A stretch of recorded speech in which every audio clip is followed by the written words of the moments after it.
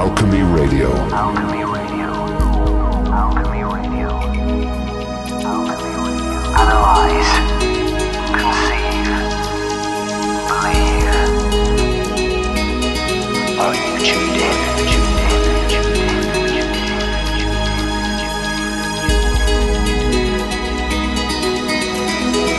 Hello and welcome to Alchemy Radio, where the only thing we ask of you is that you keep an open mind. My guest today is Ben Gilroy from People for Economic Justice in Ireland. People for Economic Justice was founded in late 2011 by Ben Gilroy, John Squires and a handful of other ordinary people on the ground. Ben and the other founders were all facing negative equity and mortgage debt at the time and could see no real way out from under the massive strain being applied on them from the banks they owed money to. People for Economic Justice is a non-profit and non-political organisation formed to support and educate ordinary people on their right to lawfully challenge the banking institutions. These same banking institutions, as is common knowledge, received a massive bailout in Ireland overnight in September 2011, which saves them from the brink of collapse. This bailout came at the direct expense of the Irish people. The banks have chosen to repay this assistance by forcing homeowners and business owners out onto the street, taking their possessions from them. This is done because of the people's inability to pay back the debts they owe. The inability to do so, of course, stems directly from the bank bailout that sank the country into a deep recession. The aims of People for Economic Justice are to lawfully challenge repossessions of homes, to keep people in their homes, to lawfully challenge all financial debt, to educate people in the lawful challenge of debt, and to support people in difficult situations. So Ben, you're very welcome to Alchemy Radio. How are things? Good. How's things with you? Very good, thanks. Can't complain. And for those who might have been, well, I suppose if they're in Ireland living under a rock for the last while, but we've many listeners from around the world. So tell us a little bit about yourself and where you came from and how you've got to where you are now. Okay. I don't know how far back you want to go. Well, it's totally up to you, Ben. Okay. Well, I suppose I was in the security business for a long time. I was a bodyguard back in the day, when my leg was able to go up over my head. As you do. And then I set up a security business myself, doing alarms and stuff like that. And, you know, we did quite okay. We had a business called Housetronics and, you know, successful enough. But, of course, when the downturn, the economy came, I suppose it hit everybody at equal strength, you know. Maybe some did slightly better than others, but, you know, it's swept everybody off their feet, I suppose, and we're not used to it, especially anyone kind of, you know, in their 20s to 25 to 30 years of age, because they probably were just starting to work as the bad 80s were going out, and, you know, they probably know nothing but good times, so probably a slap in the face for everyone, you know. Yeah. Some people said maybe we needed it, you know, we were running away with ourselves as well.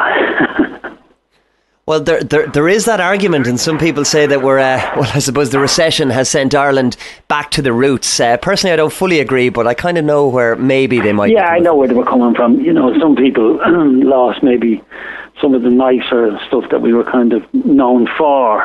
I'm not sure if that kind of had anything to do with you know, money or whatever, but just I think generally societies can lose that a little bit, you know. But, you know, poverty, I suppose, is a great leveler for people, you know, and maybe we just forgot a little bit about what's important in life, you know. Maybe we just forgot a little bit of that, you know. Yeah. But I think, you know, in our society, we're always told to better ourselves. So, you know, there's no harm in doing that. You know, now of course, we're told we all went mad. I don't agree with that either. You know, I think, you know, I would always tell my children to try and better themselves, no matter what. I mean, sure, if that's not your object in life, I don't know what is. Absolutely. And as we know, I mean, Ireland hit recession pretty hard from about 2008 onwards.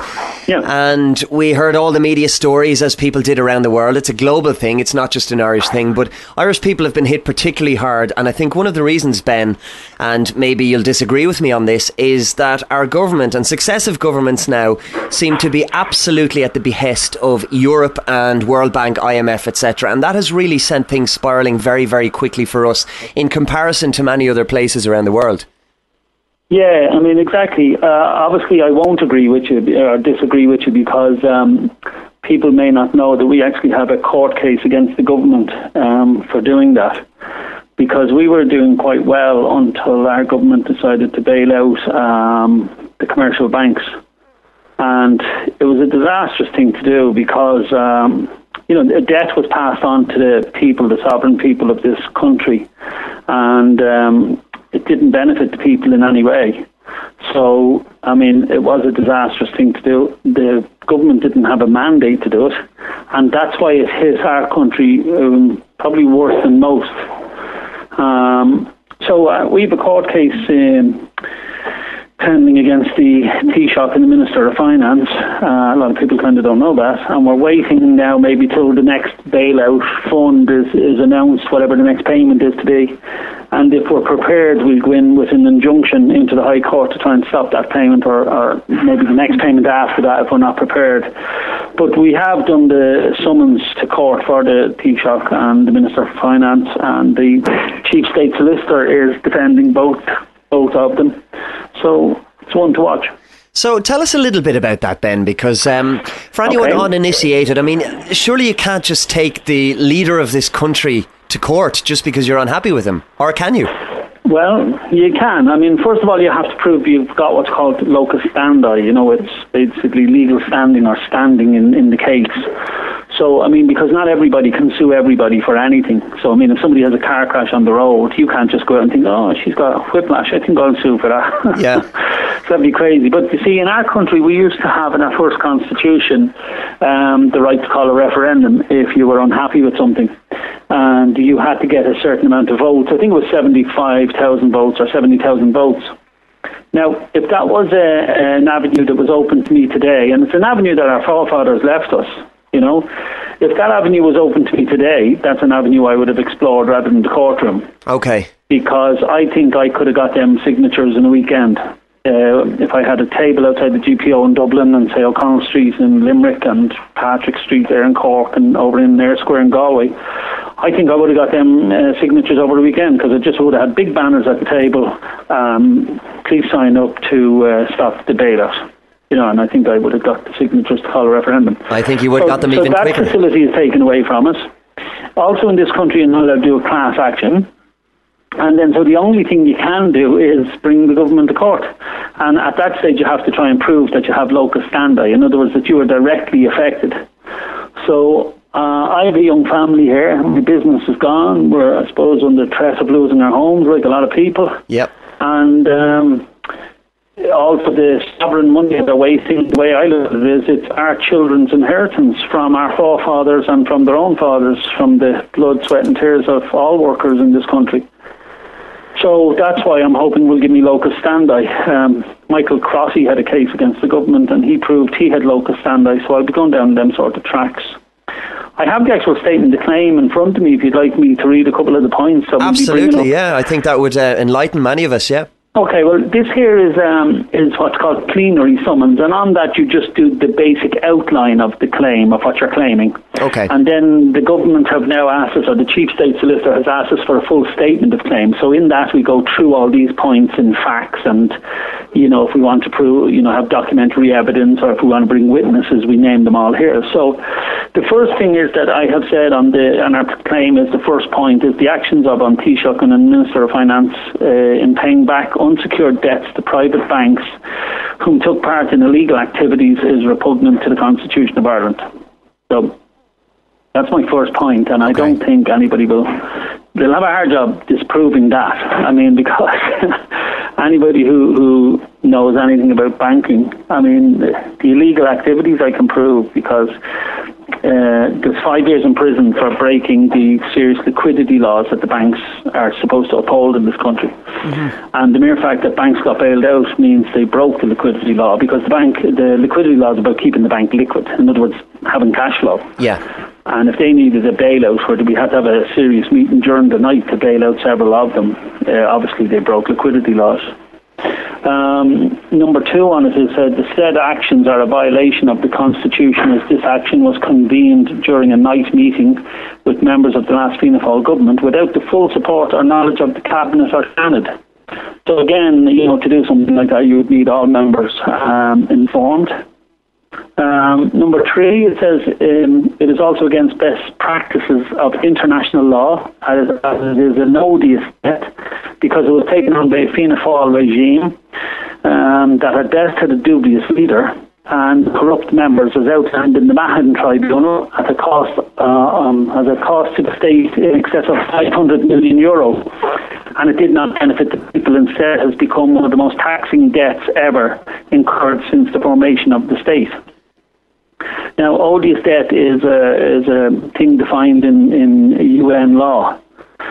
And basically says any debt taken on by any regime in a country, if it didn't directly benefit the people, then it should not be paid back. And not only that, within that law, there's warnings to the people who actually put up the money that they should have no expectation of being paid back, as it's classed odious debt under UN law. So if anyone can show us then how the people have directly benefited from bailing out the bondholders, I'd love to see that. Well, I think it's blatantly obvious that we haven't, and the contrary has been the case. We're being taxed now on our water. Basic human rights now. We're being taxed on water, your home, and sewerage. These are basic human rights that we have. Incredible. And you can't tax a basic human right. The number 4 point that I have on this is the defendants do not have a mandate from the people of Ireland for such actions, but they have put the promises made to the people second in favour of promises made to a banking system. So basically, they don't have a mandate from the people, because I have video footage of Enda Kenny. There's a famous one, Brad Carr saying not 1 cent more or not 1 red cent more or something to that effect. So this is what they were singing from the hymn sheet on the way into government. And the minute going into government, a complete U-turn. And people say to me, oh, Ben, sure, look at, politicians always lie. Well, I'm sorry, this is one of the most taxing and serious times that ever hit our country. And to go in lying at that point on exactly how you're going to handle that and then do a complete U-turn, I'm sorry, we don't have to accept that. I agree, and I suppose politicians would argue that they have a mandate from the people because they've been elected. But the point you're making there, which I think is a salient point, is that because they lied, and it is proven now at this point, with the benefit of hindsight, that they did lie in order to get elected, well, that removes, I suppose, tacitly that any consent that was given or any mandate, Yeah, well, the mandate is really, the mandate is more than your vote to get them in. If I say to you, well, vote for me, and then you vote for me and I'm in, I didn't actually give you a mandate per se, in the sense that you didn't ask. So, if I asked you to give me a vote, and you said, oh, right, Ben, well, what do you stand for? What are you going to do? And I said to you, well, I'm definitely not going to do this, Now, people say to me, Ben, you can't be that naive as to think politicians don't lie. Of course they lie, and they lie all the time. But I think, when it's, I think at all times they shouldn't be lying, full stop. But it might be okay maybe that it wasn't quite a lie. They said they'd do a school bus run and they just weren't able to do it. Their intent might have been quite good. Yeah. But for such a thing that has been a disaster for this country since the foundation of the state, I know of no other financial disaster since the foundation of this state as big as this. And you cannot go into government lying about how you're going to handle it, because the whole country was distraught, because we were doing quite well until our Fianna Fáil government said they were going to bail these guys out. And then when you're making promises that not 1 red cent are they going to get, and that's the mandate you go in on, and then you actually do worse than Fianna Fáil, because now you're taxing more to pay them back more. At that stage you do not have a mandate from the people, because nobody voted for this government to do that. Exactly. So they don't have a mandate from the people, because I certainly didn't vote for them to do that. Yeah, and that I suppose brings us on then to the next point on your statement. Yeah, this is one that's kind of worded by an American guy who's helping us, and he's well up on currencies and all. I don't know if you know him. Just trying to think of his name now, but Mike, anyway, this is his first name. I can't think of his second name. Okay. But it says here, the debt precipitates from an insoluble obfuscation of the currency, which perpetually multiplies debt upon the populace in such a way that eventually we, the people, can only suffer a terminal sum of debt, which makes it mathematically impossible even to maintain a vital circulation thereafter. Now, remember, we wrote this some 9 months ago, and you can clearly see that we're actually heading for a terminal sum of debt, which makes it mathematically impossible to maintain even a vital circulation. Yeah. And you can actually see that, like, businesses on the high streets are, starting to die. You'll see an awful lot of them boarded up in all the towns around the country. Receivers are moving in everywhere. Suicides are up to 2 a day. The farming community are having tractors and farms repossessed. I mean, you can just see what we predicted 9 months ago actually happening. So how they're going to disprove that one in court, I just do not know, because you only need to look out the court window, or actually, in fact, look inside the court. Because every day when I'm in the courts, and I just see the number of banks looking for repossession of houses, machinery, whatever it is, Yeah. So that's going to be hard. Number 6 on it was receiving bailouts from member states of the European Union or the European Central Bank to pay back private corporations is in conflict with the Lisbon Treaty. Again, we will be mentioning the exact sections in the treaty for that. So, and remember, this is the Lisbon Treaty that they asked us to vote on, and when we did, they said, sorry, wrong answer, we'll ask again. Yeah.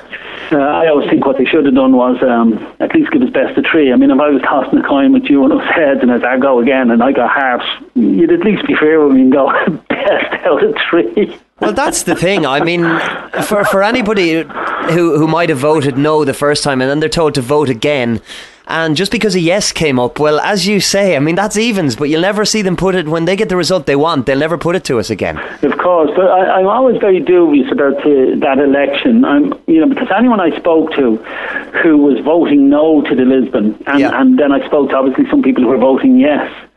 When I spoke to the yes people after that vote, they said when the next election came, they were definitely voting no. Yeah. Because they just said, fair it's fair, we lost the election and we're asking you again. So they went against it even. And of course the people who voted no were disgusted, so they were really no.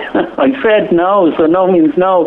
So I don't know how that election was passed. I'm very dubious about that. Well, I think a lot of people are, because anecdotally, and any kind of surveys that were carried out, almost everybody, certainly who I spoke to and people who I know and have interviewed on this show who spoke to people about it, they know practically nobody who voted for a yes. So unless it was people saying they were voting no and suddenly going into the ballot box and voting yes, there seems to be something afoot there. And I mean, basically the thing was passed in the end without a whimper. Yeah, no, and I don't believe it for a minute. And, a lot of people should maybe YouTube Nigel Farage and look up Respect the Irish Vote. Now, this guy is from the UK Independence Party. And you'll see them all with green T-shirts in the EU Commission over there in Brussels. And they all wore green T-shirts with Respect the Irish Vote. And they were chuffed because your man is very anti this... Well, he knew Europeans were going to be just turning into a big European bank, and you have private corporations then running our country. Yeah. And you can actually see it. I mean, it's a very dangerous road we're on now. Well, it is, and it's a corporatocracy we're living in as opposed to a true democracy. There's no question about it. I mean, we'll all be going around with little logos now tattooed on our arms soon if we don't stop. And when you have banks dictating the policy of a sovereign country, I mean, how did that happen? That happened obviously when we were asleep. I mean, our fathers and our forefathers would be turning in their grave when you think of the bloodshed and everything in this country to gain our independence. And less than a lifetime, less than a generation, we have now corporate banks running the country. I mean, what's the point in voting? I mean, at least let's vote for the corporation. Let Coca-Cola put themselves on the ballot and Bank of Ireland and Deutsche Bank, and vote for your best bank to run the country. Because that's what we're just short of doing. Well, that's right. And this leads on to a question, Ben. Do you think then that politics and the system that we have at the moment is a futile exercise, and that we're presented with just a kind of a left-right paradigm, and we're given the illusion of choice as opposed to a real choice? Because let's face it, no matter who you vote for in this country at any given election, you're voting for, I suppose, a different side of the same coin, because they are in the pockets of big business. I keep saying that. Look, it's Tweedledum or Tweedledee. And, we really have to get away from that type of politics. Now, I'm trying to start with a number of people around the country a political party, and I know most people are going to switch off at this point because it's such a snore fest, and I agree with them. And the word politics sometimes gets stuck in my throat because normally anybody from my age group to younger, the minute you hear politics, you may as well be hearing crime, deception, fraud, because it's like they're all the same adjective. Yeah. And that's, so I know exactly what it means. But what we're trying to do is, first of all, we're starting up a political party called Direct Democracy Ireland. We have a number of groups around the country who have very kindly donated offices and members and everything else around the country. And what Direct Democracy is basically, I can only talk from the 70s on, when I was sort of, I suppose, old enough to recognise what was going on at a young age. And now it's probably gone on since the 1932 or 22 even, Yeah. But my impression of politics was that, it was never, the government never were in power for the people. They were in power for vested groups, vested interest groups, lobby groups, corporations, oil companies, whatever else it was. And, what you were really voting for was a government that would promise you a little less tax and a little less this, as little sweeteners. Mm-hmm. But actually the actual running of the government was not for the people. So direct democracy, when our forefathers wrote the first constitution, the Articles 47 and 48 were removed from the constitution. And that's why when you were saying to me, like, God, you're taking the government to court, there is no other route for me. Articles 47 and 48 were removed from the Constitution, and they were the right to referendum. So our political party wants to basically put that back into the Constitution for starters. Yeah. Because vested groups and corporate governments would have recognised that as a huge stumbling block. So that was the first thing that was removed, and that should be your clue. That if they remove something really quickly, that should be your clue. Now remember, they removed it from the Constitution without a referendum, and it was quite sneakily done. And how was that done, Ben? Well, what they did was they said they had the right to remove an article, in emergency cases, but only temporarily for 7 years. So they removed it for 7 years, and then they extended it for another 7 years. And then I suppose, the country was new, was probably doing okay. And then when the Constitution, I think, came out in 1932, I think my figures are right there, 1932, they basically said to the people that the government retained the right of referendum. And you see, it's all magic of words. Yeah. Retaining the right of referendum, they didn't have it to retain in the first place. You see? Well, that's it. Surely it was the people's right. Exactly. But word magic is terrific. Like, even if you take the latest thing we voted on there, the fiscal treaty, okay? Now, when they were talking about this fiscal treaty first, they kept referring to the fiscal treaty this and the fiscal treaty that, and that's all I remember hearing. And of course, most people probably didn't look up fiscal. When you look up fiscal, you see it's basically tax or taxing, okay? Yeah. So as more people copped on with fiscal, you'll see they started to rebrand it then as the stability agreement. Do you remember that? Well, that's it. And I mean, the word stability in itself, so what does that evoke? Ben Gilroy and his cronies, I mean, if we were against stability, we would have to be mad, wouldn't we? Exactly. We were against taxing more, right? But of course then we couldn't say anything because we would have been against stability. And this is I don't know what it is about nations as a whole. You can't fool one man on his own too easy, but there's something about a large group of people that you can just seem to fool easy. And I do notice this quite a lot, even about, say, speed cameras, when they were called speed cameras, there was objections and blah, blah, blah. But then the minute they start calling them safety cameras, you see, all of a sudden you couldn't be against it because, they're for safety, they might save a child's life and all. And they're really just tax collecting cameras. I mean, let's be honest. Wordplay, and that's why I'm not advocating dangerous driving or anything, you know that. But I'm just saying, we need to cop on to this sort of word magic that just drives me crazy, I kind of shoot for the hip, and I know I probably get into trouble now and again for doing that, but at least I call a spade, and you don't have to ask me twice about something. Just I say it and that's it. So I hate this sort of word magic and word play that we do. With fiscal becoming stability and this sort of stuff. So our main objection is our objective, should I say, is to bring around direct democracy. And as I say, direct democracy is where democracy, and it was real democracy, and our country has not seen real democracy, certainly in my lifetime. Now, people say to me, democracy, you have a vote. Yeah. And that's the thing that they brainwash in school, to think that if you have a vote, it must be democracy. But that's not democracy at all, because democracy is not about having a vote, it's about having a say. See, we all had a vote, but none of us had a say, because I've never met one person in this country yet that's happy with paying out these gamblers who took a gamble on the stock exchange. The interest rate at the time reflected the risk, if you like, and then when their horse fell, we all had to bail them out.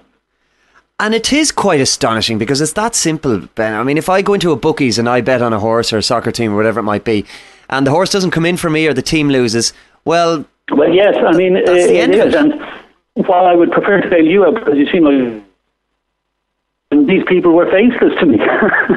So, Ben, I will come back to direct democracy and indeed the political party, but I want to just, I suppose, finish up discussing the court case. And when can we expect to hear more about this, or do we have any kind of dates? Because no doubt we're not going to hear too much about it in the mainstream media. Yeah, although I think it'll be a big enough story that they'll have to cover it. Do you know what I mean? Because if we are successful with the injunction, then it's going to awful egg on their faces. So I think they will have some press coverage. RT will try, bury it as something ridiculous, because that's, RT is the spokesman for the government. So, I mean, once you know that and know where, like what pulpit everybody's singing from, you'll get an idea of what's going on. Mm-hmm. So the last couple of points are just small ones. Receiving bailers from member states. I said that was in conflict of the Lisbon Treaty. Yeah. Number 7, I have the winding down of Anglo-Irish Bank is in direct conflict with the Minister of Finance's own law in the the Anglo-Irish Bank Corporation Act 2009, which states that the bank is to be kept as a going concern. Now, I thought this was hilarious. The ink wasn't dry on this act that I was reading, and I seen them screwing the name of Anglo-Irish down off the wall on the news. I mean, you couldn't make this up, and it's in their own act that it's to be kept as a going concern.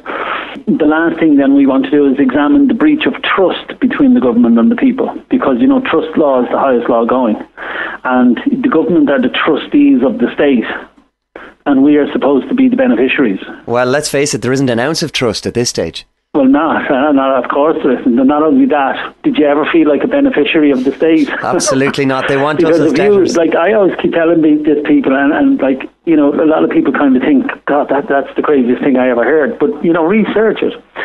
The two most richest countries in Europe in natural resources, can you name them? I would go personally for Norway and Ireland. You're close, but it's Greece and Ireland. Okay, well, they're Greece. And that makes it even more extraordinary, doesn't it? It certainly does, in light of what we see every day of the week in Greece. Yeah, so, I mean, so we have huge natural resources here. From, first of all, our fishing, it's gone. We had the best fishing rights probably in the world, and they were worth billions every year, and they're gone. Not to mention our wind energy, our gas and oil rights, and we're rich in oil and gas, and you'll see it over the next few years. Our mining rights, Tara Mines, takes out 2 train loads of zinc every day out of this country, and all I think we get from us is just the tax, that's all. No profits, no nothing else, just whatever tax is on it, that's all. So we're not the beneficiaries of this earth that we call Ireland here. The states may be a different corporation sort of thing, but we are not the beneficiaries. We should be. I mean, the government are put in basically in trust law. They are the trustees, and trust law is the highest law. And the citizens of the state are basically supposed to be the beneficiaries. So let's backtrack a little bit there, Ben, because I'm left reeling here. I mean, you're trying to tell me that we've the best fishing and we've the best mining and we've all these natural resources and we've just given them away. When I say we, the and the excuse was to the corporate buddies was that we didn't have the expertise to run them. So let's just rather than get somebody who does have the expertise and learn from them, let's just give them away. That's the attitude. Yes, that's it. Yeah, one of the actual oil fields was sold for €1 or £1, I think it was at the time, because it had to be done on paper, so they had to put in a nominal figure. And what we hope to do with direct democracy is to relook at all these contracts, because, you know, the people themselves of this state can make up laws, and we can retrospect laws, and we can do anything we want in this state that we wish. And basically, if these natural resources were sold or conned out of us in any way, and there was a breach of trust, then we can revisit them contracts and certainly have a look at them in law. And I don't think many of the contracts that we got done would stand up in any law. Because nothing is open or in the public, and that's what we want with direct democracy too. That all tenders, you see, we say public tender in this country, and it's not public. What we know to understand in this country when we say public tender means anybody out in the public can tender, right? Yeah. But it's still a private tender in the sense that you never know who got it, why they got it, how much it was. Okay. Do you understand? So public tender to me would mean all cards on the table. Everybody knows who tendered, everybody knows how much they tendered for, everybody knows who got it and the reasons why they got it. Because you do hear anecdotally when the state puts out to public tender for, let's say, to build a road, for argument's sake, and you have a company in Cork who will give a quote of 100 million, and your company in Dublin and they'll quote 112 million, yet quite often it's a company from the UK or the US or wherever it might be who would have put in a quote for 250 million who get the actual contract. Exactly, because the government is getting a larger slice off that. Right. To back payments or something. And that's why, like, if you take Switzerland, for instance, right? Switzerland has direct democracy. Now, I wouldn't wish the Swiss on us, and I don't mean to insult any of our Swiss friends that may be listening, or not would I wish us on the Swiss. We're different people, different backgrounds, everything else. But the Swiss have direct democracy and have it for the last, God knows, 800 years or something. But they're one of the richest countries in the world. They're one of the safest countries in the world. Their banks are probably one of the safest. That's why everybody keeps their gold there. Yeah. They have the highest standard of living, probably in the world, definitely in Europe, but probably in the world, and their services are probably the best in the world. I mean, you can eat your food off the streets over there, because they have a real sense of owning the place, you know, because they have a direct say in everything. Now, in Switzerland, with all these great services and everything they have, they spend something like 36% of their GDP. Okay? Yeah. Now, you take that in relation to Ireland. Ireland, our services used to be good. We won't complain about everything. Our roads are terrific and stuff like that. But in general, our health services now and a lot of our other services are second rate at best. Mm-hmm. And we pay almost 68% of our GDP on our services. Now, you know, I try to explain to people that, you know, we're gone so immune to it because we don't have a sense of actual ownership in this country. You know, citizens don't. So when we see something being, you know, being graffitied or bus shelters being broken, or we don't care. We don't have a sense of ownership. We don't have a sense that it's coming out of our pockets, you know, where the Swiss do. And that's why I think they spend their money wisely. Now, I was only explaining to someone the other day that we seen in the newspaper that there was 2 light bulbs changing the Gardai station, and it cost us €1,600. Now, you know, how can that be? Look, I don't know. I mean, I'm sure there's plenty of light bulb jokes we could tell here. So, are we looking at a situation where there's so much middle management or layers of bureaucracy that it's just, it's not just... Of course. I mean, that has to be what it is. Now, I tell you what drove me insane when I started this sort of crusade, and I hope I don't drive people mad, but, you know, I used to go and see TVs, you see, and because I lived in the real world with a real company and that, so when a guy came to me with a problem, and he said, Ben, I have a problem, I need 2 security cameras put up there, and I need to be able to watch them at home on my TV. Yeah. I'd say, okay. And the next morning I'd order the stuff and we'd get the guys and we'd get the tools and we'd go and do it, and it was done the next day. Okay? Now when I go to people in government and I say, look, this needs to be done. Okay, well, you know what we'll do now? We'll call a committee, right? This is the great term. We'll get a committee and then a subcommittee and then a review committee and then this could go on for months about something that's really serious. And maybe it's me, you know, maybe it is me, but I mean, I just don't see that as a way to do something. I remember years ago when I was a kid, I was in this priest's office one time, and I just remembered this sign on his wall, and it said, "God so loved the earth that he didn't send a committee." Well, it says it all. I just thought that was really good, like, you know.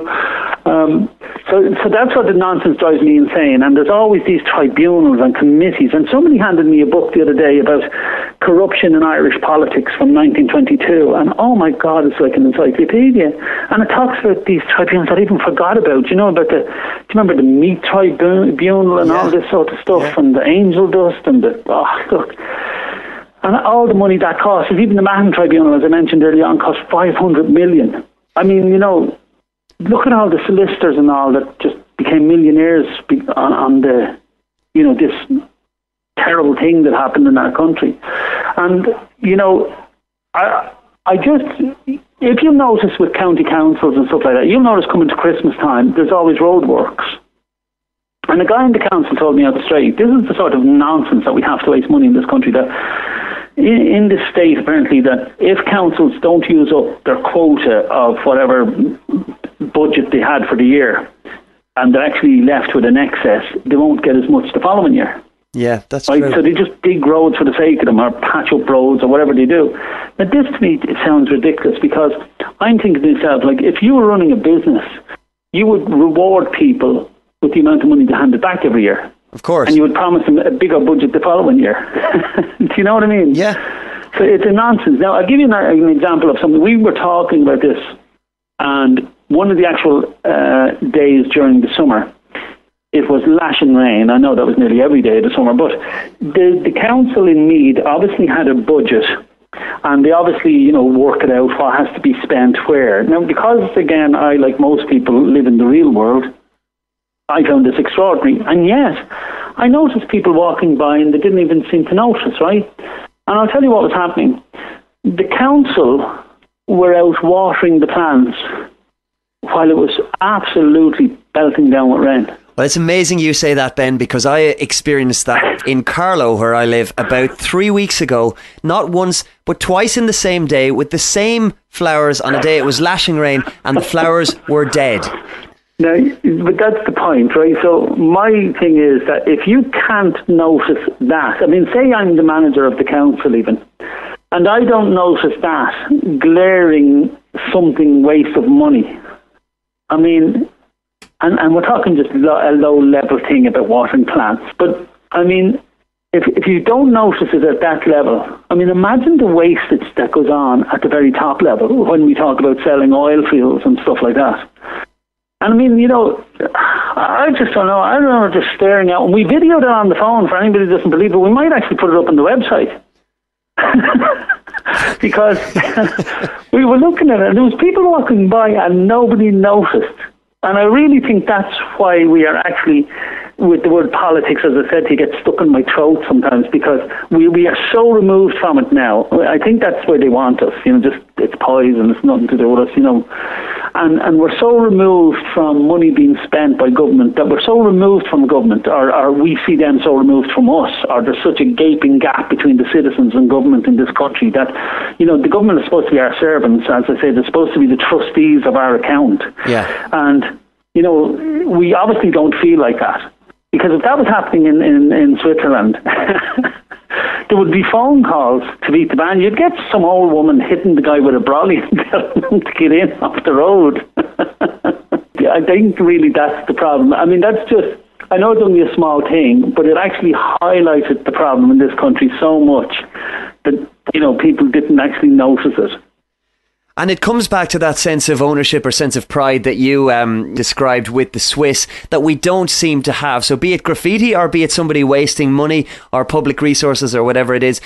And when people hear about maybe, I don't know, millions being given to bondholders, they can't really equate that. The figures are so large, it's almost like a different language to them. Whereas, yeah, that's right. Well, you see, when I was going to school, I'm not sure if we talked about billions. We certainly talked about millions. I remember there was 6 zeros in it, so billions. And I know there's a difference between a UK billion and an American billion. Yeah. But we never talked in them figures. And like, you know the big hangar up at Dublin Airport? We're talking about that, full of suitcases, full of £50 notes or €50 notes. I mean, that's the sort of figures we're talking about. No wonder no one can comprehend that amount of money being wasted. And remember, this was just on a horse that ran that we didn't even put the money on.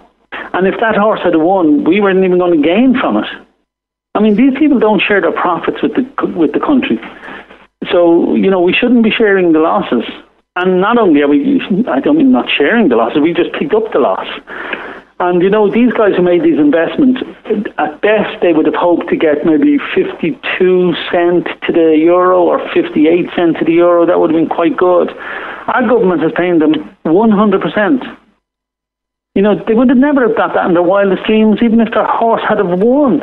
And all the while people are committing suicide and they're being driven from their homes and farms and properties, and their lives are becoming more and more miserable, and obviously more miserable as weeks and months go on in Ireland at the moment. Of course. That just brings me on to another thing that I don't know if you noticed our letters to the lotto on our website. That's right, yeah, on peopleforeconomicjustice.com if anyone wants to check them out. I tell you what happened there is a number of farmers and business people around the country had made several complaints to us about KPMG when we did a demonstration outside Savills receivers, because they were moving in on Irish farms and businesses.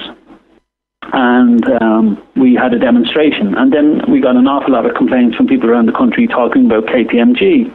And I've had several meetings with KPMG, and while some of the people that I meet with are nice, genuine people, in general I have to say that most of them are absolute corporate thugs. Now, we were recording one conversation of a meeting I went in because, I always try and do that for evidence.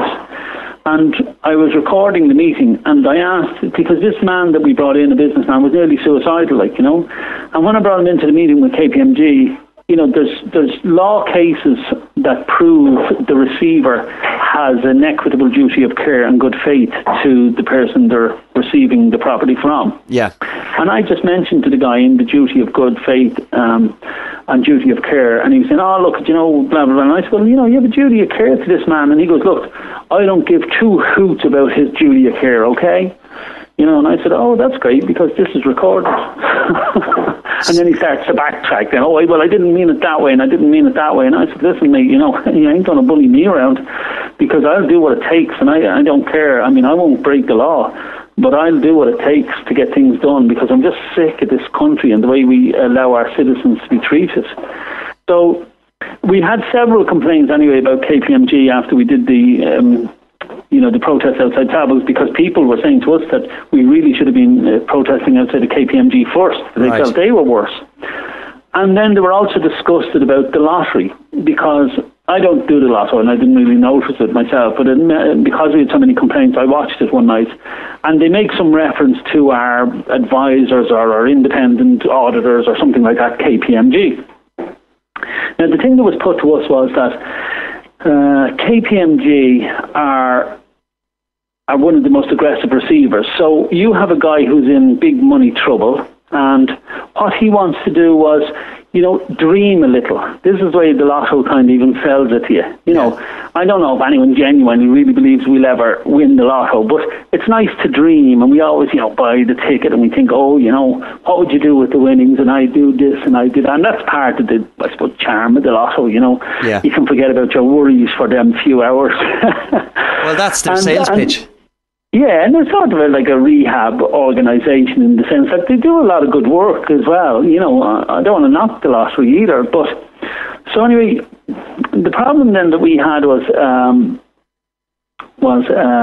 that they were saying that while they were dreaming a little, and then they just, this thing about KPMG would come up, their heart would sink and go, oh, gee, they're coming to me next week, or they're down in me farm, or they're moving into me business, And for them few minutes that they were trying to dream about it, it turned into a nightmare again for them. And when we've travelled around the country, we've had things called suicide watch. Have you heard of this? Groups of men? I have, yeah. Tell us a bit about that. I thought this was terrible when I was learning about this. There's actually groups of men going around watching other men in things called suicide watches because of the troubles that people are in. Yeah. And also, what they're also doing then is the suicide watch people, if they think the banks are moving in or whatever like this, they'll try and, call regularly to the person and phone them regularly without letting them really know or checking up on them. Yeah. So we wrote a letter to Dermot Griffin, the CEO of National Lottery, and if you want, I'll read it out here. Yeah, by all means. In front of me. I'll just read it quickly, and it's not too long-winded. It just says, "Dear Sir, I'd like to make it known to you and your organisation of the absolute disgust that the people all over the country portray to us in regards of the National Lottery." Now, this is written under the heading of People for Economic Justice. Yeah. It says, "The source of this comes from your decision to have KPMG as your advisor accountants. I'm not sure if you know, but KPMG are one of the most aggressive receivers in the country, and there seems to be no reasoning with them, as I have personally attended meetings with their agents to try to come to some sort of reasonable solution that may be acceptable to the bank. And I have always found them aggressive and not tuned into the desperation of the person whom business is failing. When I've asked one of their agents at a meeting in KPMG head office about a duty of care to the business owner, his reply was, 'I don't give a toss about my duty of care.' I must say I was disgusted with his attitude," and then I have in brackets audio recording of meeting available. And I said, "KPMG are moving in on farms and businesses all over the country. With banking fraud and greed and deception rife, and the eventual forcing of the good people of this state to bail out the very banks and bankers who now show no remorse to their agents, and KPMG showing even less, it galls the Irish people to see them now involved with the lotto, which is largely recognised as doing good work. The Samaritans organisation has told the papers that helplines are under pressure with massive volumes of calls. They take one call every 5 seconds, and every 57 seconds someone calls the Samaritans with suicidal feelings. The majority of callers are men in their 30s, and as the recession deepens, Ireland's suicide rate now stands at a shocking 600 deaths per year, and experts believe the figure is rising as the country experiences the pain of recession. A well-orchestrated recession, I might add. So that was my own little dig. It says the National Suicide Research Foundation's director, Paul Corcoran, said, "The findings are not a coincidence. There's a clear evidence that the recession has impacted on the rate of suicide behaviour in Ireland." So then I said, "I now ask you on behalf of People for Economic Justice to terminate all contact with these vultures who hover over the carcasses of dying businesses that their employers help to poison and kill, while KPMG seem intent on finishing off the owners." So that's a letter we sent, and then the reply we got back. Oh, so you did get a reply? We actually did get a reply, and we got a prompt reply. I don't think it took days because a few people said we probably wouldn't get a reply, but we actually did. And in fairness to the guy sending it, it just says here, "Dear Mr. Gilroy, thank you for your recent correspondence in relation to the National Lottery's independent auditors, KPMG." He said the company KPMG were appointed as independent auditors for the National Lottery through a public procurement process. In accordance with public procurement guidelines, the invitation to tender for this contract was advertised on etenders.gov.ie and was open to interested auditing companies in the European Union. KPMG was selected as the most economically advantageous tender of those received. The National Lottery has entered a contract with KPMG for its services. Our relationships with all our suppliers are governed by contractual terms. KPMG has consistently met all the contractual obligations to the National Lottery. I understand from your letter that you are dissatisfied in your dealings with KPMG, and I would suggest that you contact KPMG directly to convey your concerns. Now, I won't tell you what somebody said on Facebook about, if you read between the lines, what that really means. Well, what strikes me there straight away, Ben, is he hasn't addressed anything that you brought up in your initial letter. Exactly. I mean, it was a fob off. No. So my reply then, you see, because it didn't come from Dermot Griffin, the CEO, in fairness, it came from a guy called Declan. Yeah. So I just said, "Dear Declan, thank you for your prompt reply. I must say that it was quite a cold corporate response to what was a true human tragic concern of one of the causes of suicide. I'm a bit disappointed that Mr. Griffin, to whom the letter was addressed, couldn't take time to reply to the concerns raised by many people around the country. Declan, as head of finance, I'm not really sure why the grave concerns of a growing number of discontented people around the country should fall in your remit. While I don't want to seem ungrateful for a reply, I wasn't asking anything about your finances. Your letter describes the way one tenders for the position that KPMG now hold. My letter merely complained of who they are and the practices they conduct around the country. The letter states that you have a contract with KPMG and they meet their contractual obligations. The inference is to be taken that once they do what they are paid to do, it is of no concern to your company what they do or how they act to your customers the length and breadth of the country. I am reminded of the legal maxim, he who contracts knows or ought to know the quality of the person with whom he contracts, otherwise he is not excusable. Perhaps in the future your company will choose more wisely when contracting with companies like KPMG and won't only consider the most economically advantageous company, because in the long run they may turn out to be the most costly for all of us."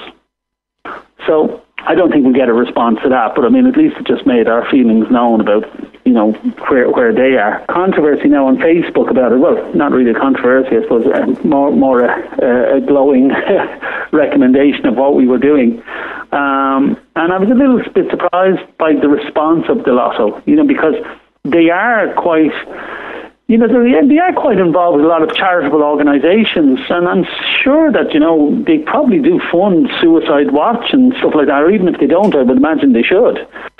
And for that sort of response to come from them, I was a bit taken back, Well, it's almost like, I suppose, a microcosm of what's going on all around the world when it comes to banking and state and corporations and that kind of thing. You take a company like the Lotto, for example, and while on one hand they'll do a lot of good work, on the other hand they almost seem to negate that work or do worse by dealing with people who are part of the control system or whatever it might be. If you look at, say, the House of Rothschild in banking, on one hand, going back in history, they will fund, for example, one side, the Nazis in World War II.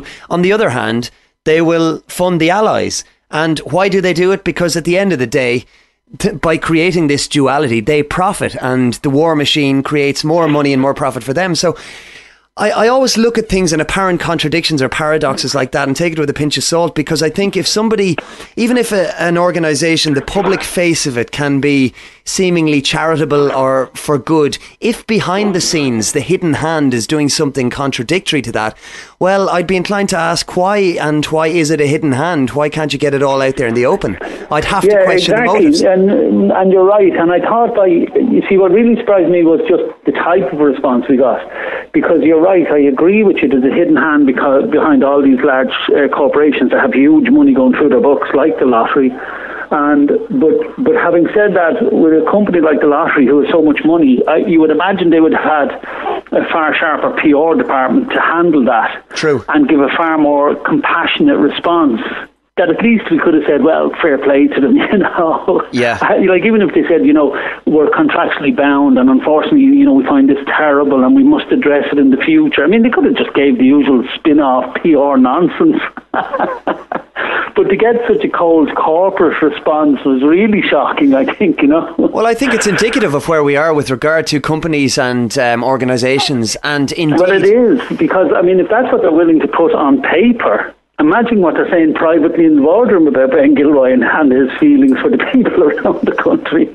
Exactly. So to go to the issue of, for example, suicide, because it is a major, major issue in Ireland. I mean, anecdotally, it's some of the figures that are coming out are up to 600 a year. I mean, you look at all the money being ploughed into road deaths, for example, and that's not to demean road safety campaigns or anything like that, but suicides at the moment are in excess of double that, but we hear nothing about it. So what can people do to empower themselves? We see a lot of it. I won't mention a name in this particular case, but a young farmer came to me, and his father has a very successful farm business, and he said to me that his father, he had heard him crying on the phone to receivers. You know who they are, okay? Yeah. And he heard them crying to them, asking them not to move in, and please don't move in, and I'll deal with the bank. And remember, this guy had a successful business. He would have got himself out of the trouble.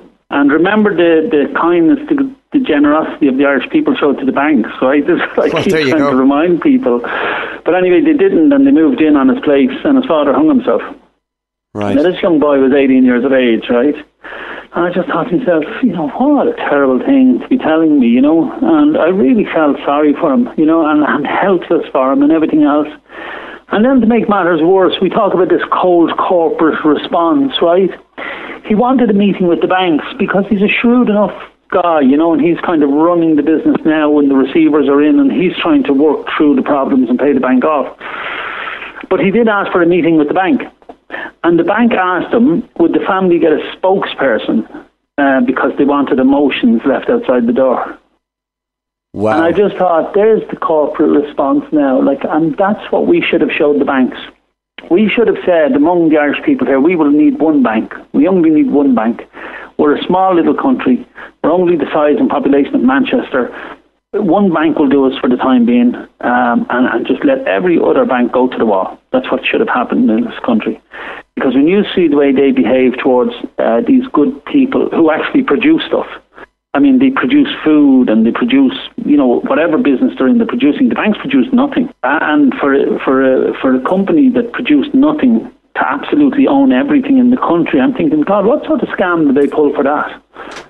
How do they own everything that they can repossess everything and they never go to work, in the sense of work, you know what I mean, like a production work where you actually produce something.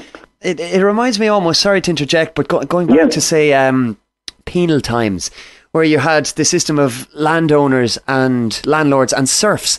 And it's almost like we're looking at a huge, well, not almost, we are looking at a huge transfer of wealth from the many to the few, which will, in a sense, and I know people will start shouting conspiracy theory or whatever. Let them. I'm not really concerned. But but I don't even have a theory. Well, it's fact. Never mind a conspiracial one. Well, that's it. And it's a system of enslavement and empowerment, and it's being done rather than militarily, as we saw in Africa for decades and going right back in history in South America. We're seeing it done economically now in Europe as we look on, or as we look at our TVs and watch X Factor. Yeah, well, you see, I don't want to get too alarmist for people, but I actually see this as World War III. And and I don't mean that in an alarmist way or stuff like that, but we were always taught that World War III would be fought on computers. And actually, they're right. It is. The only tragedies will probably be suicidal people. The greatest land grab and asset grab has already started. Yeah. And I seriously think it's because the euro has already crashed. I genuinely believe that, or at least as we know it has crashed.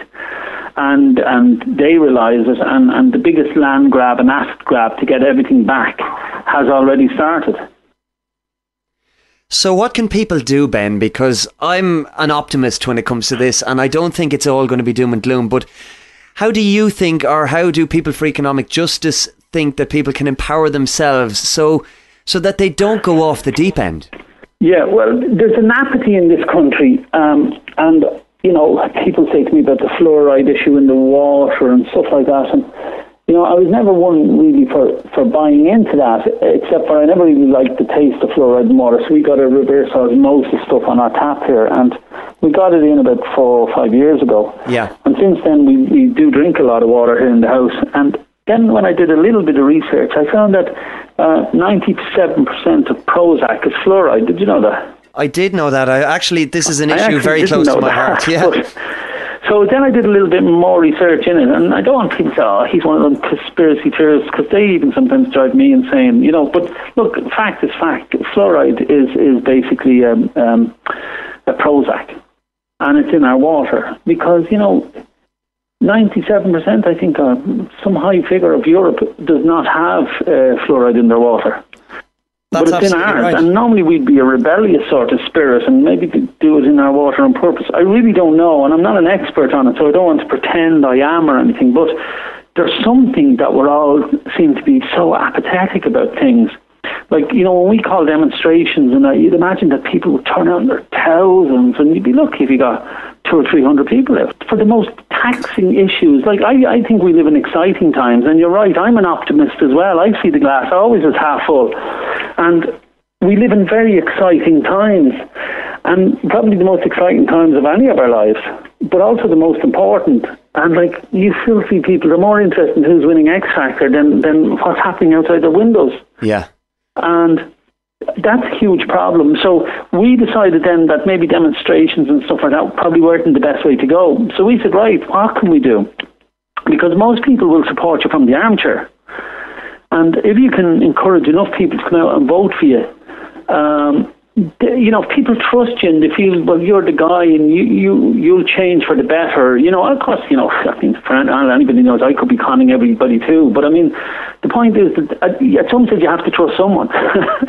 And, you know, if a guy promises you something and he delivers, great. If he doesn't deliver, and he can still come around to you and say, look, the reason he can't deliver is because they're doing this or that or whatever, then at least you're chipping away at them in the public eye.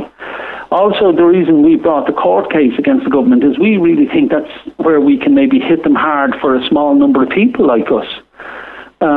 Because if, like, what we're basically saying when we go to court for this injunction is that, you know, you have to stop all payments of our sovereign money out of this country where there's no mandate of that until you either call a referendum or we have a full court case about whether the government has the right to do it or not.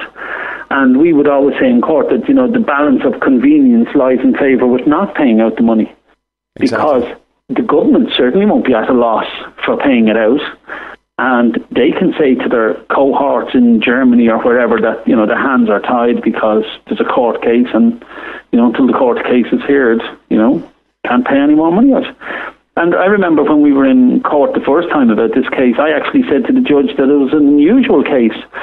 I said, this is a case that I've never kind of seen before where the plaintiff and the defendants both want the same outcome. Because, now I said it sort of tongue-in-cheek, but I said to the judge that I've heard the government on many occasions saying we don't want to pay back this money. Yeah. And I said, so if that's the defendant's position, that they don't want to pay back the money, and the plaintiff's position is they don't want to pay back the money, what's the problem? Well, what is the problem? Yeah, exactly. You know also that... on Vincent Brown, again, if you look at our website or if you Google, or sorry, on YouTube, if you do a search, Vincent Brown and bondholders, you'll see on one of his shows, Simon Coveney was on it and Claire Leonard was on it. No, sorry, Claire Daly. Yep. Yeah, Claire Daly, isn't it? Yeah. And she was on it with him, and we gave Claire Daly the list of bondholders. Because at the time, if you remember, the government were saying, oh, we don't know who the bondholders are. Do you remember they were spieling this nonsense? Yeah. Okay. Now, the reason for that, a lot of people are saying, sure, why would the government say that? Sure, what difference would it make who they are, who they aren't? Well, I'll tell you the real reason. In 2008, an advisory group came over to Ireland to advise the government on the best way out of the financial mess it found itself in. Now, actually, the government and the Irish state didn't find itself in any trouble. The banks found themselves in trouble. Exactly. And so they called over these experts in finance to give us advice. And I believe the government paid big money for this advice. It certainly wasn't free. But anyway, I knew that on this advisory group you had the likes of the Rothschilds. Yeah. For instance, okay? Now, there lies the crux of the problem. Because when the advice was to bail out the bondholders, if you're in government, you better not list the bondholders, especially if the Rothschilds are on it. Yeah, because they can't be seen to be bailing themselves out. We just get duped. Was there a conflict of interest in the advice we got? And of course, that's the truth. I mean, that's why we gave it to Vincent Brown, and you'll see him reading it out, and then he comes to the Rothschilds and he just says it, and then you'll actually see him looking into the camera and going, Rothschilds, you know what I mean? Yeah. Now, again, forget about conspiracy theories, because this is this nonsense they keep saying. The minute you mention anything, like it's like this elephant in the room. Do you know what I mean? And nobody wants to mention the big elephant in the room, because the minute you say it, everybody goes, "Oh, conspiracy theorists." No, yeah. I'm not. I'm not. But the fact is, the Rothschilds were on the advisory group that came to Ireland, that we paid big money for advice, and they're also on the bondholders list. Major bondholders, probably the major bondholders, along with Goldman Sachs and a few others. And I'm sorry if people think that that's a conspiracy theorist. It's not. It's fact. Well, it's not. And I think the media are largely responsible for dirtying the term conspiracy theory. And it's become this... Yeah. I'm not. I don't even have a theory. I'm not a theorist about anything. I probably am a conspiracy theorist. I actually think that a guy living in the desert wearing some sort of funny pajamas actually did take down the Twin Towers. Right, okay. Or is it the other way around? I can't remember. Does that make me a conspiracy theorist or not? Or a realist? I can't remember. Well, I'll let you decide that for yourself, but the point exactly, stands. Yeah. The point stands. I mean, it's always funny. The BBC reporters could find this guy anytime they wanted for an interview, yet the most intelligent with the sophisticated equipment they all had could never find them. Exactly. And I'm the conspiracy theorist, right? Anyway, we digress. So, it's funny, like, as you say, media, but the media is all controlled and everything too, RTE, complete waste of time. I mean, they call themselves a news channel. Please, they'll tell us if there's a death on the road or something like that, but you're not a news channel, I remember he was a good guy. I just can't think of his name in the UK, and it's gone back a while. And I remember he was saying about the papers in England as well, how they were called, contrived by Maxwell and a few of them. And he said, like, he remembers that the Falkland War was on, and the Belgrano, was that the name of it, that was sunk and stuff like that, and there was other tragedies. And he said, what was the headline in one of the papers? Freddie Starr has ate my hamster. Well, there you go. That headline itself even spawned a series of comics and computer games. Rockstar ate my hamster. I just remember always this guy talking about the press, like, that this was what was going on in the world, and then this was the headline in the paper. It really is incredible. But it is a bit like that here too, like, It is, and I think there's... I seen one time, I think when we actually lodged this case a couple of months ago, and I forget what the headline in the paper was. It was something about, what do you call it, one Katie Price had broken up with somebody, just the cage fighter or something, I just looked and I thought to myself, please, don't call yourself a newspaper if you're going to do this nonsense. Like, there's real news happening. We're a small country, and this is the news, Well, that's it, and I think the problem being for most people, and it's very difficult to blame many people because they don't know any other way, and I would have been the same for a long period of time in my life. But once you do start to kind of look for alternative sources of news, and you do have to be quite diligent in sorting the wheat from the chaff, but you'll develop, I suppose, a certain skill at doing that. Yeah, I mean, look, you got to put, I keep saying to people, look, you got to put your bullshit filter on as well. Exactly. I mean, because you go on the internet and you believe everything that's on that, gee, man, you never sleep at night. So try to remain a bit sensible, but you must know by looking out the window that there's something wrong. And then all the papers all last week were just about that royal that had her tits out. I mean, come on, please, Yeah, it's amazing. See, it's that sort of nonsense that drives me insane. And driving, I think, increasingly people insane, because I've kind of picked up over the last year that there is a slight, certainly amongst younger people. And I think they are more tuned in fairness. And that's my only hope, my glimmer of hope for the country is that new generation of people coming up will maybe do some good, because somebody put a poster on my Facebook there the other day. I just thought it was great. It just said, due to the recent cutbacks, the light at the end of the tunnel has been switched off. Poignant. So hopefully the young people can switch it back on again. Well, fingers crossed. And Moving back to the present, I suppose, Ben, you're very, very active yourself with regard to, well, I suppose a lot of people will have seen the famous video of you successfully halting a so-called sheriff somewhere in Ireland. So you're very active when it comes to lawfully standing up for people who are being bullied and shat upon from a height by banks and receivers and those who we perceive to be in positions of power. And for anybody who might be in a position like that and worried, would you have any advice that you could give them? How can they empower themselves? Yeah, well, you see, we try to kind of educate people, and you know, somebody suggested, should we do maybe a day's class somewhere, and it's something we're really looking into. It's about, basically, you see, you're never taught your rights in this country, you know, and, you know, anybody who's basically diminishing your rights, you just need to question, and you don't have to do it with bad language or stuff like that. You'll never see us, at least we try our best not to use bad language. I mean, sometimes it just infuriates you so much that you can't help but being passionate. But in general, there's a right way to do it. And when you question these people, they've never been questioned before. And you can see they've never been questioned before. And I keep going back to the trust issue and the trustee. You know, we are the administrators and the beneficiaries of the trust of the state, you know, and the government and these government agencies, be they police or traffic men or whatever you want to call them, they are all trustees of ours, and that's why they're known as public servants. You know, they're the servants of the sovereign people. And somehow, you know, the whole relationship in a matter of and we're a very relatively new state. Yeah. So it didn't take us long to absolutely lose the whole thing. I mean, it's like watching, you know, the managing director of coming in, and the window cleaner telling them what to do, and then the window cleaner getting in his nice Bentley and driving off. I mean, we would all look at that and go, that was mad, you know.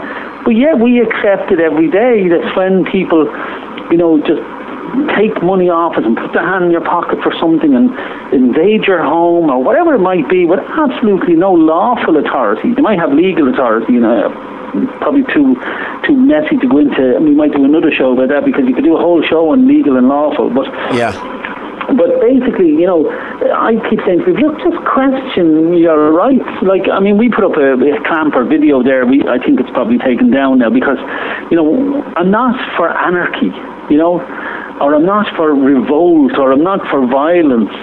But what I am for is when someone diminishes your rights, you've got to stand up for yourself. Yeah. You know, there's a maxim in law that he who doesn't stand up for his rights has no rights. And I agree with that. I mean, I think that's a good maxim. But it's one that you should know, that should be taught you in school. And also, if you don't know what your rights are, it's very hard to stand up for them. I agree, because the onus is very much upon the individual, really. It is, yeah. And that's why another maxim in law would say that ignorance is no defence in the law. Or law will not support someone who slumbers on their rights. Yeah. So it is encumbering on everybody to learn what their rights are. And that's why we try to help. And we always say to people, look, if you can't stand up for your rights with a clamper, say, for instance, I mean, there's a guy, you're just minding your own business, you're probably parked outside a court or a hospital, because this is where they normally know there's good picking grounds. And what I mean by that is, when you go into a court or into a hospital, chances are you don't know how long you're going to be. So you probably put in €2, €3, probably the max you're allowed. And you could be in, your wife might be having a child, or you could be in court in an important case, and then you come out and there's a clamp on your car. And I mean, that's just not right, people. There's somebody infringing on your rights. And it's these corporations that are doing it. And I mean, you know, look at the ticket on the window. It says Dublin Corporation. So, one of the things we did anyway, we came out of court, we were helping someone who was in the fear of losing their home, and we were fighting in the High Court for them. And when we come out, we had a little car and there was a clamp on it.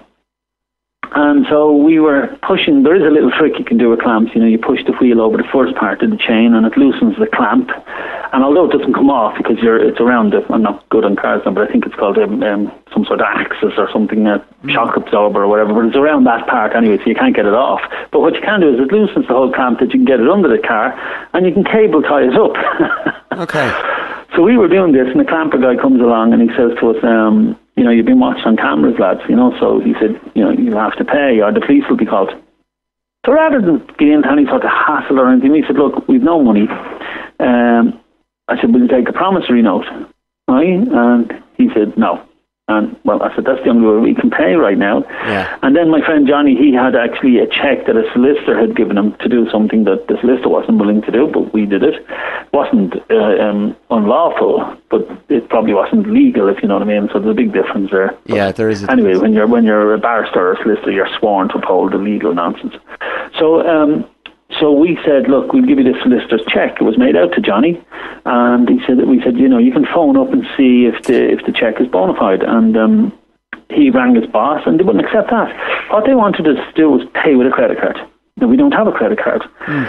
So what did he want us to do? Did he want us just to walk home, stand in the rain forever? I don't know what they wanted. Do you know what I mean? There's no reason of this kind of impasse of nonsense while we were still even willing to pay them.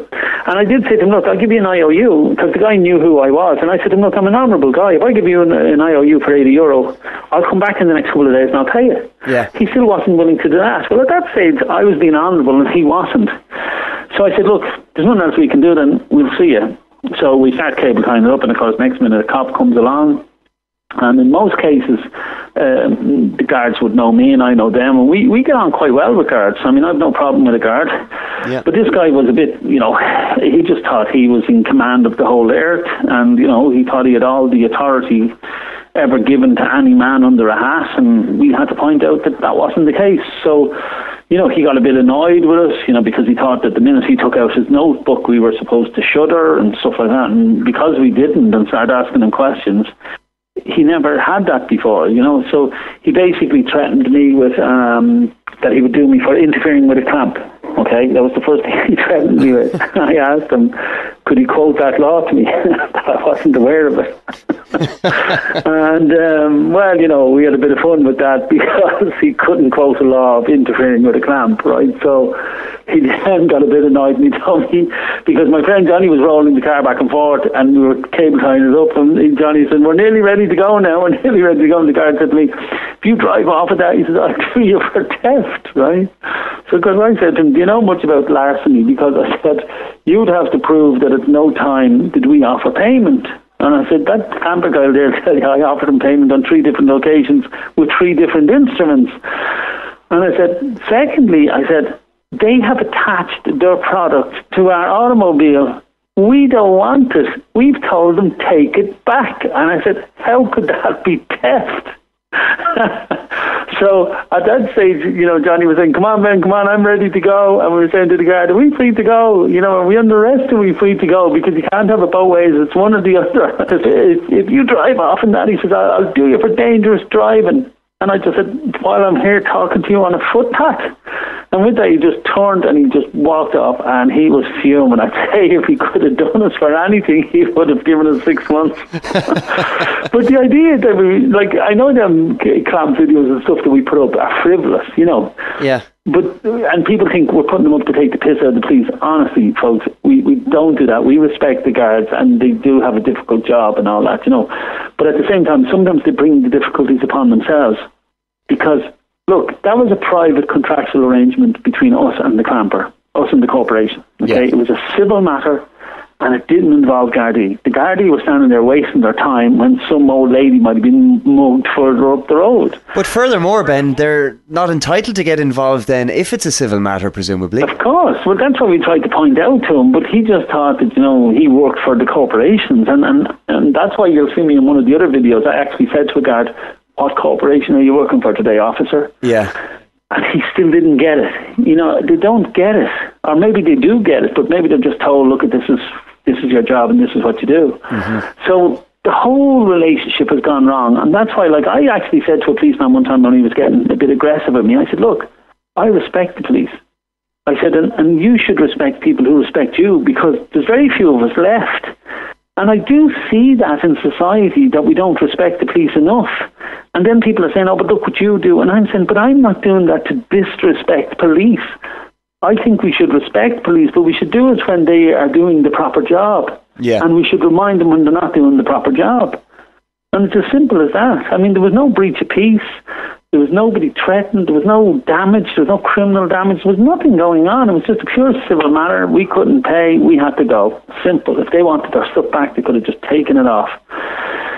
And, you know, that's it. But the reason I'm putting up the video, like people say, why do you put it up on YouTube? The idea of that is that with so many people in trouble now with receivers, and with banks threatening to take their homes and people being suicidal, what we're trying to educate the people to do is that if you don't stand up for your rights with even a clamper, if you're too nervous to do that with even a clamper or a guard or whatever it might be, you will have no hope when you go to the High Court. Because the problem is in the High Court is when you go into the High Court, the whole thing is designed for intimidation. Yeah. You know, the judge sitting up high and they speak a funny language called legalese, and they wear wigs and gowns and they bow and it's religious, and you know, and it's designed for you to shit yourself when you go in. That's the whole makeup of it. And so, like, if you're losing your home or business, right, you do not have the €20,000 or €25,000 required for a barrister. Yeah. And there is no free legal aid. I don't know if people know that listening, but there's no free legal aid for you.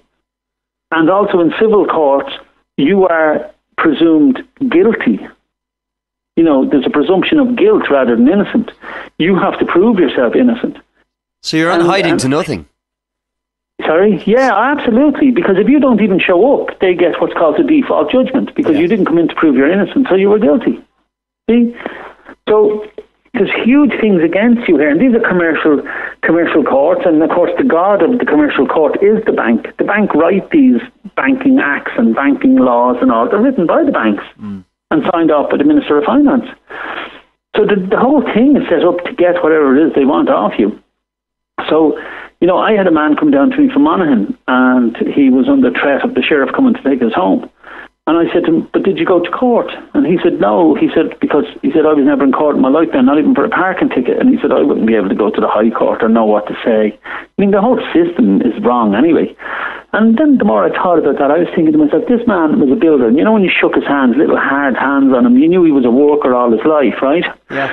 I'm thinking to myself, this guy now is in a chance of losing his home. And all the taxes that he has paid all through his life, okay? Say you see a little scumbag and he robs an L1 of our handbag and injects her, you know, with a syringe or whatever to get her handbag, right? When that guy is caught by the police, the state will provide him with whatever legal team he wishes. Yeah. And if he's not even happy with them during the case, he can sack them and get another legal team, okay? And this is paid for by the taxes of, say, the likes of this builder, right? Yeah. And yet when this guy is in court for losing his home, the state give him nothing. He has to either speak for himself or just give up his home. Now, there's something inherently wrong with that. Again, maybe it's me. Maybe I just have this sense of fairness that's off the scales. No, it's but not I'm just you. hoping that I'm like-minded people agree with me. I mean, I just think it's crazy. It is crazy, and you mentioned a word, and it's an extremely powerful word. That's fear, because I think fear is the driving force behind the whole system that we're talking about. Whether it's talking to a guard or a policeman, whether it's standing in the High Court, or whether it's something on a much simpler level altogether. People are really driven by fear, and until that fear can be removed, people aren't in a position to stand up for themselves, I believe. And I think the system is designed in exactly that way. Yeah, it is. And you see, the fear will really only go through the education of your rights. Yeah. And you know what your rights are. Like, if you were eating an apple and somebody just walked up to you and just hit the apple out of your hand, you know, you get real annoyed about it, and you'd fight that guy, you know, and maybe kick him in the arse or something, because you knew he didn't have the right to do that. Yeah. See? And it's about educating. And once you know what your right is, when someone diminishes your right, Irish people are good fighters. The problem is we don't know what our rights are. So we don't know how to fight. Yeah, well, you don't know how to fight. If you thought somebody was doing something wrong on you, and this is the way you should fight it, you will do it. But, you know, we were brought up, and you know, maybe our parents are to blame, but, you know, they were doing it for the right reasons. But we were taught to respect all these institutions. You know, we were taught to respect guards, and I still teach my children that. But at the same time, I'm not going to have a guard diminish any of my children's rights. Of course. But at the same time, if I see a guard in trouble, I would be the first to jump in and help him. You understand what I mean? Yeah. So, but we were taught to respect all these institutions, like the banks, the church, the legal system. We were taught to respect all these, and every one of them is literally screwing us. And it's because of we respected them without the knowledge of knowing when they overstepped the mark. Or you couldn't question them. Like my parents used to tell me that you couldn't question a priest. I can't ask him. I can't say that to a priest. You can't ask him, where does God live? Or you just couldn't answer a question, Yeah. And that was the problem, I suppose, from my father's time.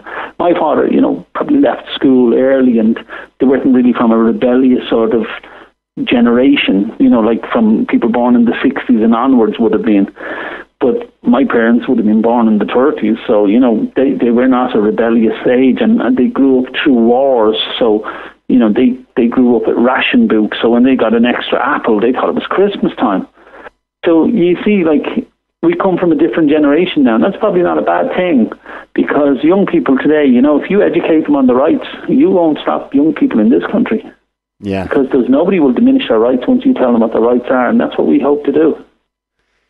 So, Ben, if people want to get in touch, or if they feel that they would like to empower themselves and learn more about their rights, and let's face it, we all should, but if people really feel that they want to do that, how should they go about it, or what can they do? Can they get in touch with People for Economic Justice, or is there any other outlet for them? Yeah, I mean, People for Economic Justice is probably good in the sense that if they're interested in doing a course or something like that, we'll probably run a course on what we call common law, because your common law rights are really terrific, because you don't need Bill of Rights or any of this. You don't need it written down. Just because it's in the Bill of Rights doesn't mean it gave you that right. It's merely listing rights you already had. Even the Constitution doesn't give you rights. It merely mentions some that you have. Like when I sign letters, I always put all rights reserved at the bottom. Yeah. I don't diminish any of my rights. Why should I? I mean, and as I keep saying, I'm not anti-government, or I'm not pro-revolution or any of that stuff, but I am for your rights and standing up for your rights, and everybody should do that. And the more people actually empower themselves with their rights and educating themselves in that sense, the easier it gets as people go along, and the more they realise that it's really just a case that everything is a game, and that's not now to belittle anything, but it is a game. And unless you know, for example, if you for the first time go to play a game of chess and you're playing Garry Kasparov, the grand chess master, and you don't know the rules of chess, you're going to be eaten alive. You haven't a hope. And that's the system that we're living in at the moment. We are the guys, or most people, they don't know the rules of the game, whereas the solicitors, barristers, or people who are ingrained in the system, judges, whoever it might be, they do know the rules, so obviously they're going to gobble up the ordinary person. Whereas if you do know the rules, they're not expecting you to, and you then have the upper hand because you have the element of surprise, and you can use the very rules that they have set out against them. Oh yeah, you can beat them with a stick. And you see, the beauty about this is it's all non-violent. It actually is not even is it non-violent, it's empowering, and it's only words. That's why they say the sword or the pen is mightier than the sword, because, it really is. It's all just words. Once you know the right words, that's all you need. You don't need to tell people to F off and blah, blah, blah. But I see that, anger in young people, when they're getting annoyed with a clamper or whatever, they'll be calling you foreign this and you dissy this. And, you're actually, because you're only annoying yourself and they're actually laughing at you, and they're antagonizing you even more. And when you actually know the right words and actually how to do it, it's actually much easier. That's why if you listen to my phone call that we recorded with one of the clamper companies, I don't know if you heard it. I did. It was funny because I was very calm, and you'll see this guy, it was like I felt from Mars that he was talking to. Like at several times during the phone conversation, he kept saying, let me get this straight, and then he kept saying, no, you don't understand, he kept saying to me.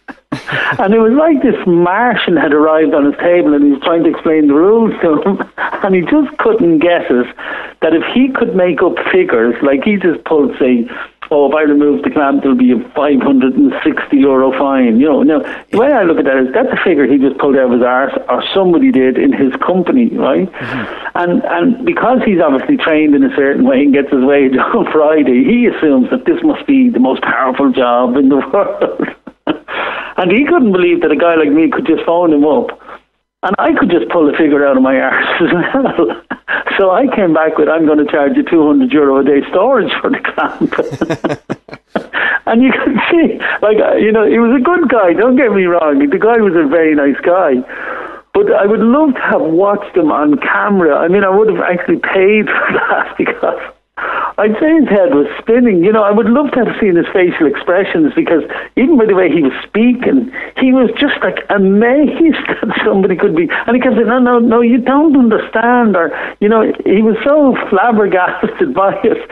And the same with the receiver video still up on YouTube when the receiver comes to take back a premises. And again, he was a great character, Yeah. But you can see the minute we say stuff to him. The guy nearly goes into a sort of tizzy, and even with the video you mentioned with the sheriff, you can clearly hear the sheriff saying that I have been doing this job 37 years and no one ever questioned me. And that's exactly it. It's the power of questions, isn't it? Yeah. Yeah, well, I always think about my poor parents who are dead now, and I always think that if the sheriff was coming with 2 guards, they would have just handed up everything. Even if they weren't in trouble with the bank. Yeah. If the sheriff said he was coming to take your stuff and the guards were with him, once they seen him turning up, they would have just handed the keys, even if they weren't in bank debt. And I think a lot of people are still like that.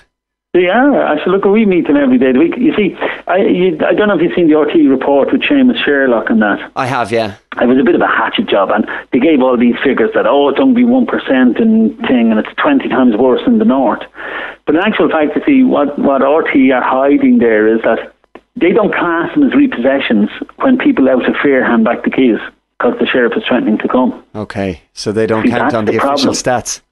Yeah, and there's something like 18 handbacks of property every day. And that's far more than the north in repossessions. But because they don't class it that way, and that's what I keep talking about, word magic, always watch word magic and ask exactly what do you mean by that? What do you mean by repossession? So that's why it really annoys me when I hear this bloody nonsense. And then that Brendan Burgess fella from askaboutmoney.com, you see what we put up on our site about him? Yes. I mean, this guy, he blames everybody in trouble with the banks. If you're in trouble with a bank, it must be your fault. Like, where did he get this guy? And they always wheel him out on RTE. And, of course, we have a video up where in 2008 he was advising everyone to buy bank shares, among all things. And he had even said on the documentary to Brian Dobson, he said, people should be filling their shoes with bank shares. Shares were about €7 a share. They're not even 7 cents a share now. And maybe these people in trouble actually listened to him and took his advice. Yeah, well, I think people, the minute they hear anyone on RT or whether people who claim to be economists because they have a piece of paper, they need to just close their ears. Look, they keep wheeling out these guys, though, and they never let me on with them, I would have just told Brendan Burgess straight, sure, were you not the guy that told people to fill their shoes with bank shares? So maybe that's why they're in trouble, you idiot, Jim, would you get off the station? Exactly. I mean, it's such fun. Just on a serious note, I actually forgot to mention to you, and I want to send my condolences to the family. I heard some terrible news there just yesterday that, I don't know if you remember the guy where the sheriff broke into the house in Beaumont. Yes. And the chap took a heart attack on the floor. Yes. His sisters were in financial difficulty too, and one of them took her life yesterday. So, yeah. And of course, you see, I was talking to a bank manager who I meet regularly. He's like an agony aunt that goes around and he meets people in trouble and he agony ants them basically with bullshit, and then it's passed on to the next stage of solicitors. But he told me out straight that 7 people on his round committed suicide.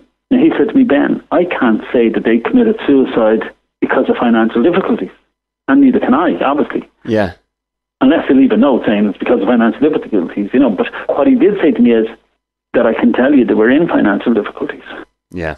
And I think that's the shame that we have in this country, because we're a proud people, And that's the problem sometimes we have as a group going around trying to help people, is that probably the people who really need the help aren't saying it. Well, that's it. And as you say, it is the great shame of this country, and it's something that has to change. And you've given a number of reasons, the main one being self-empowerment and self-responsibility and how people can step up to the mark. and try to remove some of that fear that really has people cowering in corners all over the country at the moment. Yeah, absolutely. And we help people fight in court, and what we do is we help them drag the court case for years through the court, costing hundreds of thousands. Yeah. You see, and if we can do that with everybody, the whole idea of bringing someone to court becomes just not attractive proposition whatsoever, because your house is probably worth 180,000, and if you meet up with Ben Gilroy, he can drag it through the High Court and the Supreme Court and everything else and completely mess the system and everything. If I can drag it up to be 500,000 in legal fees, well, shit, they're not going to get it off you. Sure, if they make you homeless, what are they going to do? Come after you for 500,000 in legal fees? That doesn't make sense. It doesn't make any sense. And I think if there's one piece of advice maybe for anybody who might be receiving a summons through the door or whatever, if it's a summary summons, do your utmost to change that into a plenary case so that you can clog up the courts and actually defend yourself. Yeah, absolutely. Yeah, we show them how to do that as well, you know. Well, Ben, tell us about the website. You've got a mailing list there as well, so how can people subscribe to that and get more information? They just sign on. I don't think there's much even to fill in. I'm not one of these techie guys. We have a very good guy called Ferdia down in Waterford who runs our websites free of charge for us. And we have a lot of good people around the country who donate to the site and who give up time to us free, and who... Yeah. I had a guy donate a car to me because he knew I had no car to get around the country. Now, it was only a little banger, don't get me wrong, and I'm most thankful to him. Yeah. But, like, you know, it's just that sort of generosity that you get from people, or people coming up into your street. Like, I had a man, right, come up to me, and I don't want to be disrespectful to him, but he didn't look like he had a lot of money, if you know what I mean. Okay. You know, a very nice guy, and he came up to me and gave me a tenner towards the cause, he said. And I just thought that was amazing, because, you know, I'm sure it was probably half of what he had in his pocket, you know. And I just thought, you know, it's encouraging that when you see a guy who probably didn't have much himself giving you nearly half of what he has, there's a lot to be said for that. There absolutely is. That's the human side of it, and I think that's what needs to be nurtured. And forget about these faceless, nameless corporations, because but that's what I mean. You have a guy like that, and he just comes up to you, like we were just coming through town with my wife and my mother-in-law, and this guy was just talking to me, and then when I walked on to my wife and I said, "Who's that?" And I said, "That guy just gave me a tenner towards helping us with what we're doing, you know." Yeah. And my wife goes, "You didn't take it on him, did you?" And I said, "Well, he gave it to me. He wanted to give it to me." I said, "He looks like he could have done it with us." You're missing the point. Yeah. You know, like, you know, he wanted to give it, you know. I didn't want to insult him then and not take it, because he really wanted to give it, you know. And I just thought it was just something great about that moment. Not that, look, at people have donated on our website €100 and stuff like that, you know, and they're all terrific. But just that moment when I actually met the guy face to face, you know, there was just something magical in that moment. I think it defined a lot of what's in the country today as well.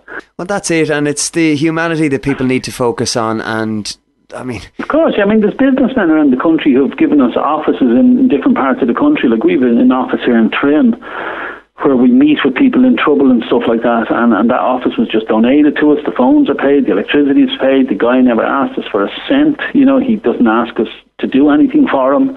He doesn't ask us, you know, he doesn't ask us to lobby, or, you know, he's not looking for anything. He just likes what we're doing. It's a fair play to you. I have an office there sitting going to waste. He said, if somebody wants to rent it, he said, I might ask you to leave, but right now it's sitting there doing nothing, and you're entitled and welcome to it. Well, that's extremely encouraging to hear.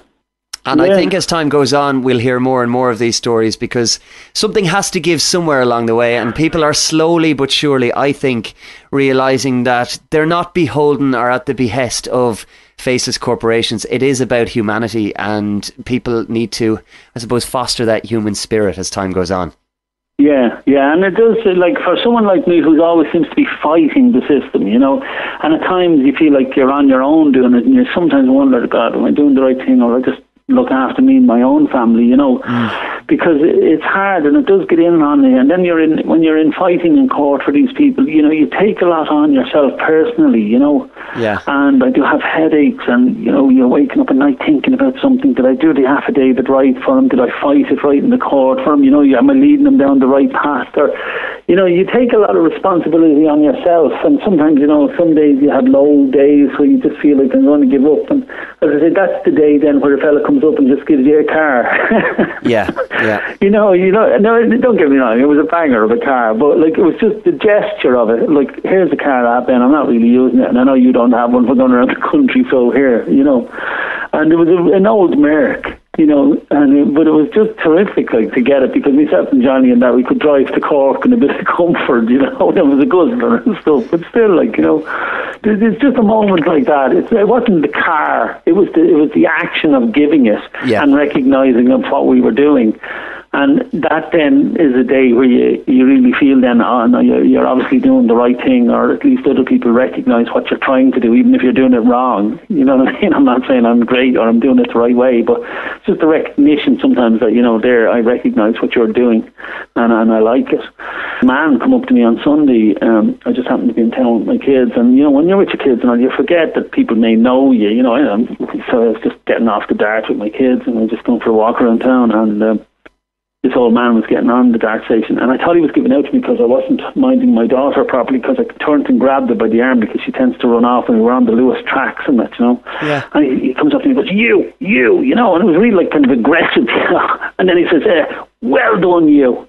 That's all he said, and he got on the dart, or on the Lewis, and I just seen him travelling off in the distance. I was standing there with my mouth open, because he didn't say, well done, you what, or, and his manner was aggressive, if you know what I mean. He could have very easily been given out some before I actually heard what he said. So you have funny incidents like that too, and then you feel great, and I don't mean that in a big-headed way or anything, but sometimes you have down days as well, and when you lose in court, or you get, like, quite often we get ripped in court, and I'm not a sore loser. I mean, the other day we lost in court, and I have to say the judge was a very, very fair judge. Really, really fair judge, gave us a good hearing and everything. And in the end, I kind of agreed with him, to be honest. But, a very fair judge, but, they're like hen's teeth as well, I got to be honest. Yeah. I mean, we've had judges change court rules and everything on us. And remember, we're just what's known as lay litigants, outside the church, so we're lay people. Yeah. Well, Ben, the work that you're doing is to be highly commended, and I would recommend that everybody check out peopleforeconomicjustice.com.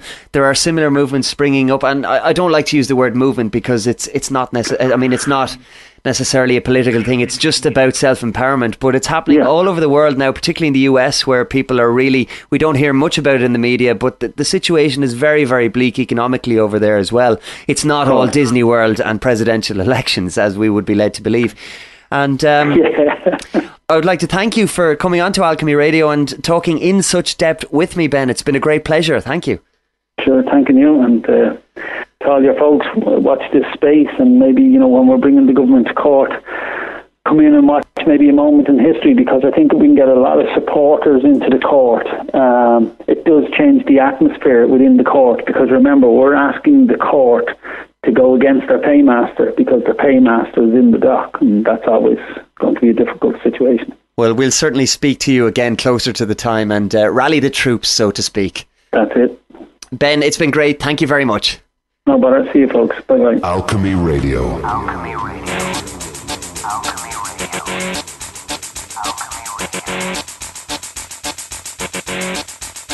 I've got the power.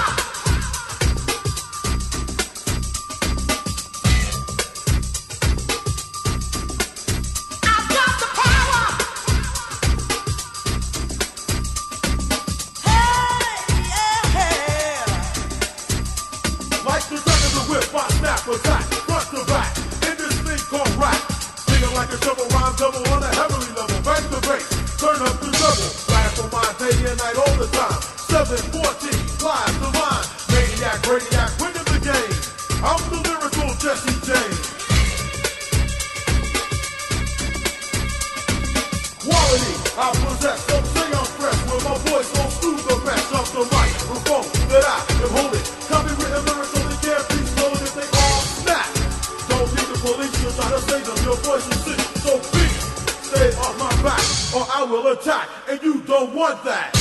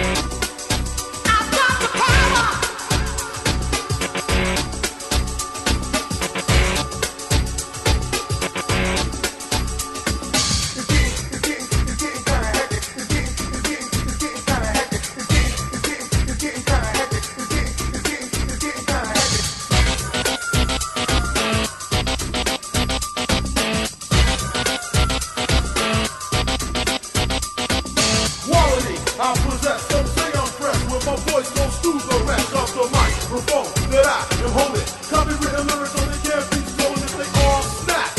Don't need the police to try to save them. Your voice will sing, so please stay off my back or I will attack. And you don't want that.